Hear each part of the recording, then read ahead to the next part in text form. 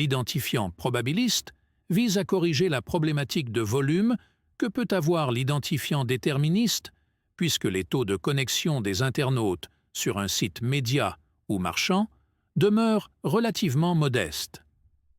Cet identifiant est lui créé sur la base de l'analyse du comportement de l'internaute via les caractéristiques techniques du navigateur qui lui sont propres, comme l'adresse IP, le type de navigateur, la résolution de l'écran, etc.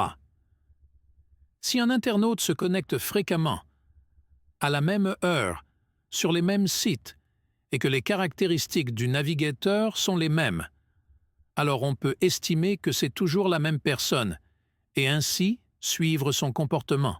L'avantage de cette solution est qu'elle est beaucoup plus large, puisque tous les navigateurs peuvent être analysés, ce qui permet d'identifier plus d'internautes, et donc d'avoir des cibles publicitaires bien plus importantes.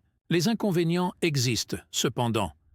D'une part, ce ciblage étant basé sur une probabilité, il peut y avoir une marge d'erreur importante.